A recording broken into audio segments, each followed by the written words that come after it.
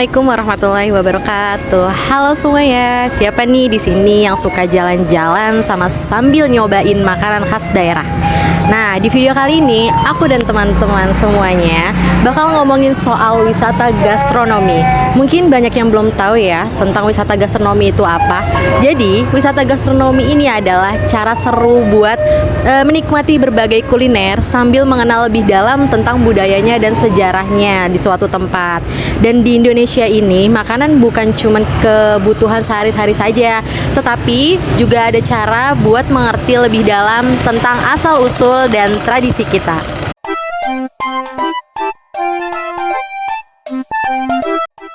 Apa sih gastronomi itu? Di dalam Kamus Besar Bahasa Indonesia, gastronomi merupakan seni dalam menyiapkan hidangan yang lezat. Kalau kita lihat lebih jauh lagi, gastronomi bukan hanya sekedar memasak, tetapi juga merupakan ilmu yang mencakup seni, filosofi, sosial budaya, bahkan antropologi makanan. Jadi, ketika kita bicara tentang gastronomi, kita nggak cuma bicara soal makanan, tetapi juga tentang bagaimana menikmati makanan, memahami sejarah, dan budaya di setiap sajiannya. Gastronomi mencerminkan budaya, warisan dan tradisi masyarakat.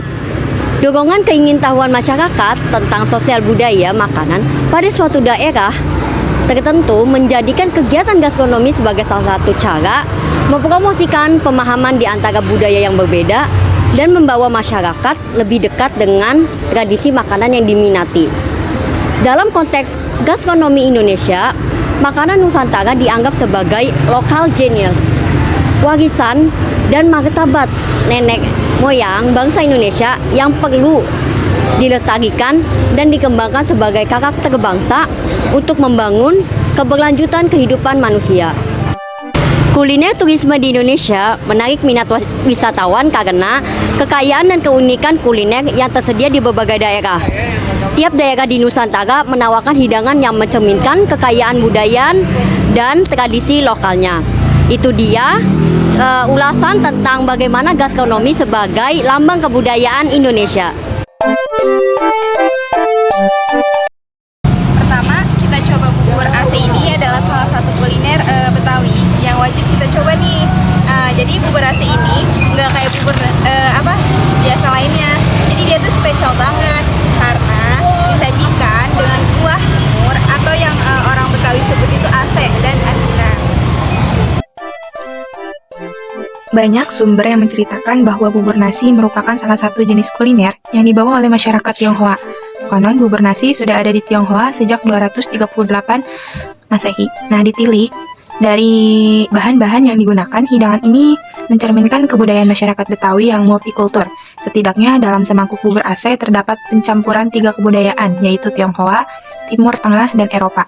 Karena proses akulturasi makanan yang bersifat timbal balik, banyak unsur makanan asing ini yang diserap penduduk lokal Betawi. Nah, bahan makanan yang dibawa atau dikembangkan pendatang Tionghoa yang terdapat dalam bubur AC adalah toge, tahu, dan kecap. Sedangkan pengaruh Eropa terekam dalam semur yang berasal dari bahasa Belanda atau semur. Lalu ditambah taburan kerupuk, kacang tanah goreng, kucai, kacang kedelai goreng, teri goreng, dan bawang merah goreng. Kebayangkan betapa rame rasanya? Kuah AC-nya sendiri biasanya berisi potongan daging, kentang, dan kadang ada tahu atau telur. Nah, terkadang sesuai selera. Bumbunya pun khas semur, Betawi, pakai pala, merica, jahe, dan cengkeh. Ada juga yang bilang kata AC itu singkatan dari asinan semur. Nah, uniknya lagi, bubur AC ini sering disebut bubur dingin karena nggak perlu dimakan dalam keadaan panas. Cocok banget dinikmati pas hari lagi panas-panasnya, rasanya manis, asin, dan gurih. Berpadu sempurna. Nah, bubur ini melambangkan harmoni dan keseimbangan yang mencerminkan kebinekaan dan toleransi budaya Betawi yang kaya. Waalaikumsalam warahmatullahi wabarakatuh. Perkenalkan kami dari Universitas Yogyakarta. Saya ingin mewawancarai terkait bubur AC yang letaknya ada di kebun kacang ini ya Pak Ibu. Sebelumnya perkenalkan nama Bapak dan Ibunya. Saya Muhammad Mahendra. Saya Nani Sofiani. Adapun pertanyaannya yaitu bagaimana rasa pertama Bapak dan Ibu mencoba atau mencicipi bubur AC ini? Kalau Bapak nostalgia, soal rasa sama karena Bapak dari tahun 70 di Selipi tinggal. baru ketemu lagi tahun 2024 di sini di kebun kacang ini. Bapak sekarang tinggal di Bandung, baru ketemu lagi bubur ini, bubur yang nggak pakai toge benar-benar asli. Ya ini sama seperti Bapak waktu dulu SD tahun 70 di Selipi, tinggal persis sama. Tidak sedikit pun berubah rasanya, walaupun orangnya berbeda tapi rasanya benar-benar asli Betawi, nggak berubah. Itu pesan Bapak gimana untuk bubur AC ini terkait budaya Betawi mencerminkan? Kalau untuk Bapak bubur sendiri harusnya ada suatu hal-hal yang menjadi legendaris, hal-hal yang menjadi kuliner benar-benar asli, itu harus ada dari pemerintah juga, harusnya dibuatkan suatu wadah, suatu tempat, dan lebih jangan dipiralkan atau apalah namanya ya, supaya lebih tidak perlu bukan Jakarta aja, Indonesia perlu mendunia gitu. Karena di tempat yang di Sarinah gitu, waktu di hari Minggu besok April Day, nah itu harusnya dibuatkan ciri khas ini loh Jakarta, apalagi hari ini ulang tahun Jakarta ya. Nah itu harusnya ditonjolkan gitu sama pemerintah DKI. Tonjolkan lah, kapan lagi kalau bukan warga Jakarta, terlepas dia orang mana, tapi kalau udah KTP Jakarta ya Jakarta lah gitu. Karena kalau dari Betawi yang asli udah susah ya. Sekarang siapa yang berasa jadi warga Jakarta harus berkomitmen membangun terutama kuliner-kuliner yang benar-benar asli Jakarta. Kan banyak sekarang serbuan, maaf ya, bukan malah saya makanan Korea, makanan Jepang, belum makanan yang lain. Yang ini ditinggalkan gitu. Kapan lagi kalau bukan adik-adik ini yang merasakan makan seperti ini? Karena kalau kita tidak, nanti di kemudian hari, maaf, seperti yang terjadi kemarin di Malaysia, di mana pas diakui, marah kita. Tahu mereka ngaku ini bubur kita, padahal kan itu bubur mereka, padahal bubur kita. Nah ini kalau bukan kita sendiri, siapa lagi? Bila perlu bukan makannya, belajar membuatnya gitu. Nah ini yang kita kurang diwariskan selain untuk makannya, tapi benar-benar juga belajar juga untuk membuat yang menurut Bapak begitu. Berarti bubur AC ini merupakan suatu kuliner ciri khas dari budaya Betawi yang perlu kita lestarikan ya Pak, agar masuk kuliner untuk mendunia, untuk kita kembangin lagi agar tidak terlupakan dari sini. Berarti kesan Bapak untuk yang belum coba bubur AC ini gimana nih Pak? Ya Bapak cuma silakanlah mencoba, menikmati, sudah gitu selera mencicipi itu masing-masing, tapi Bapak cuma memohon bagi yang sudah mencoba, tolonglah dibantu dengan zaman sekarang dengan kemudahan fit, mempromosikan apalah namanya, silakan. Bapak nggak ngerti IT zaman sekarang, silakanlah. Baik, terima kasih Bapak atas penjelasannya terkait acara bubur AC ini. Pesan dari kita yaitu jangan lupa mencoba kuliner bubur AC yang sangat ciri khas dan legendaris dari budaya Betawi, karena ini menyergamkan tentang budaya Betawi dan kuah sebelumnya dan rempah-rempah yang ada di bubur AC. Terima kasih. Sebelumnya boleh tahu nama panjang Bapak terlebih dahulu? Nama benar saya Lutfi. Panggilan hari-hari Bang Lopi. Oh iya Pak. Bagaimana nih Pak, bubur AC ini bisa menjadi makanan tradisional nih Pak di daerah Jakarta?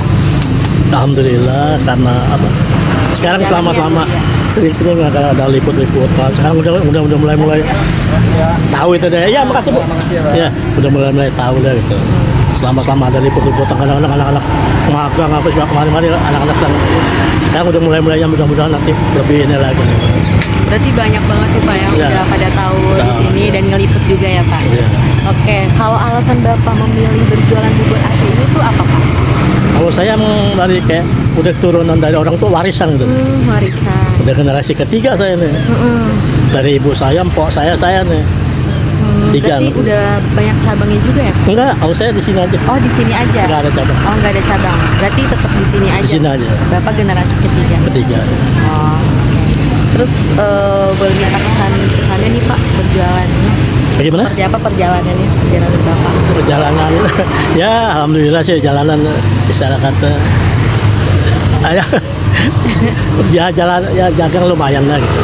Ada ketemu lah gitu. Oke teman-teman semua, selanjutnya kita ke pusat kuliner yang kedua, yaitu ayam penyet cabai hijau. Sekarang kita lanjut ke hidangan lain yang enggak kalah legendaris, yaitu ayam penyet.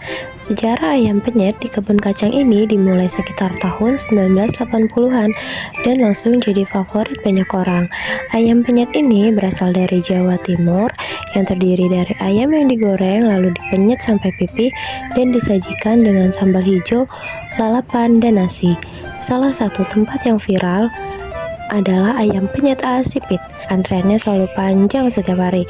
Ayam penyet di sini terkenal dengan sambal hijau yang super pedas. Ayam gorengnya gurih dan asin. Pas banget dipaduin dengan sambal hijau yang disajikan melimpah sampai menutupi ayamnya. Seporsi nasi dan ayam penyet di sini dibanderol dengan harga 20 ribuan aja loh. Selain ayam penyet, mereka juga punya menu pelengkap seperti usus, tempe, tahu, ceker, dan kepala ayam. Jadi buat kalian semua yang ada di Jakarta, jangan lupa mampir ke Ayam Penyet Asipit. Dijamin puas dengan berbagai pilihan makanan enak yang punya cerita menarik di belakangnya. Dijamin puas dengan berbagai pilihan makanan enak yang punya cerita menarik di baliknya. Selamat berkuliner semuanya.